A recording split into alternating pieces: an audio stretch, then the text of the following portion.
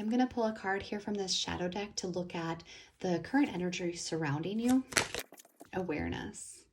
This is one of my favorite cards. I love how she's shining the light, right? Even though it's dark. So that's good. So you have awareness about something here, okay? Or at least you're, in a sense, you're ready to shine a light on something, okay? You're ready to see, even something that may have been scary in the past. What are we having awareness about? Mysticism. Oh, that's interesting. So this could be some sort of spiritual awakening, right? Awareness to some sort of magic or something that maybe has eluded you in the past, right? Maybe you felt like, I could never do this certain thing, right? But you're having awareness, right? You're looking at it again through a different lens, feeling like maybe this is something that you could embrace. Let's look at the challenge here. So we have the Queen of Wands. Oh, no, we don't. We have the Princess of Wands. All right. And so as a challenge, right, we would look at that no matter how it comes out. The challenge would be in reverse. Okay. So the Princess of Wands, that's a Page of Wands. So usually the Page of Wands is someone who's excited, right, to do something. Could possibly be some sort of good news coming in, something about desire, moving forward, starting something new. Okay. It's also being excited. I would say in the reverse, it can be about ego. So I want to get one more and find out how the ego is kind of impacting this. So normally the sun is about happiness, right? Or joy, wealth, abundance, things like this. But you see we have the eye here and the light. So it's really about something being illuminated. Okay, so the challenge is the ego, making us feel like we're unprepared in some sort of way. Let me think about that for a minute. So the ego says, I'm not prepared, right, for this illumination. There could also be a fear here of like not being guarded, not being protected in some sort of way for something that's unknown. Let's get a little more on that. That's interesting. Queen of Cups here in the reverse. So you're feeling like your intuition is blocked or there's something unhealed here with you. This could also represent a person, right? Somebody who's not very loving or who's not spiritual in a sense. I mean, I suppose this could represent you, how you feel about yourself, right? Not having spiritual maturity. Could also be somebody that has spoken this to you, right? Who says you can't do that for some reason.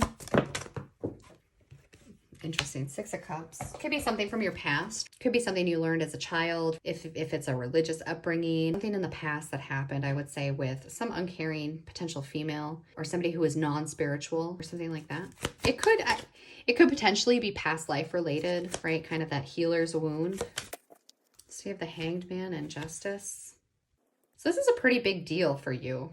I do think that there's some sort of spiritual awakening, but it feels sort of, you just feel like it's like with this mysticism card, right? Like it's not something for you, or like you're not sure, right? You feel like you don't really have the capacity. I'm getting the word like occult, not a cult, but the occult.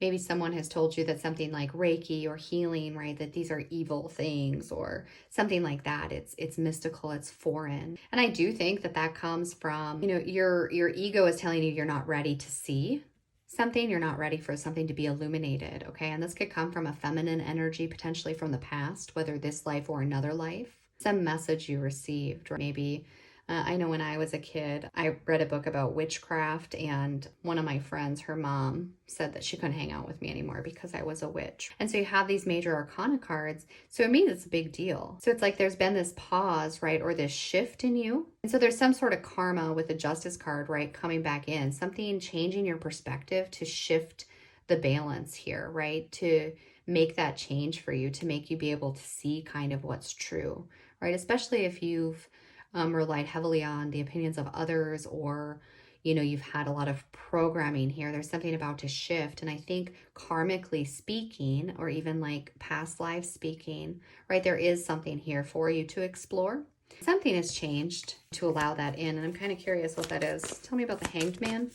It's like justice, right, being served to you. So it's almost like if you can change your perspective and like go down this new path, like something will be given to you, right? Like a gift of some sort. If you can kind of put that guard down. What is the shift for this person? Queen of Wands. So this could represent a couple of different things. The shift for you may be just a shift in confidence. I was going to say consciousness. So that could be there too, but I meant to say confidence. Okay, and the Queen of Wands is kind of a magical queen too. So there might be a change here with confidence. You could also have come across a strong leader, right? Somebody that would teach more about mystical stuff, right? More about magic. And then we have the Chariot. And you have these pyramids here as well, just like you did with the sun. Be curious to know if you were drawn to like pyramids or like Egyptian history in your past or when you were a child. So I think the shift here is that at some point you decided to kind of take control of your own life, right? And you gained confidence. Either confidence drove you to take this control, or realizing that you had to be in control of your own life, right? And be authentic gave you more confidence.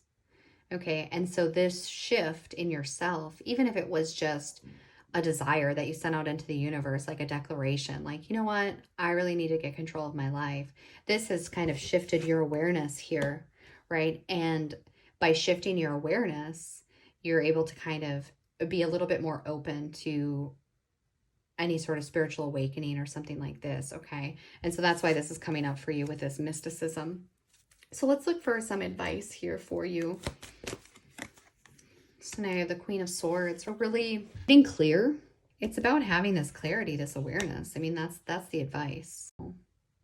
So one thing could be recognizing your own independent thinking, recognizing what is programming, and then just telling people who maybe frown upon the things that you may have a newfound interest in, kind of telling them, you know, I guess to leave you alone about it in a sense. And the other thing would be that you don't have to explain yourself to anyone. You can be interested in whatever you want. Okay, 3 of Discs. So you may want to reach out to other like-minded people. I think that if the people that are surrounding you are not kind of interested in this sort of thing, that's causing you some stress in your life or some fear, or they're instilling fear in you, right? Meeting up with people that are more like-minded where you can speak your truth to. So I hope that that helps. Thanks.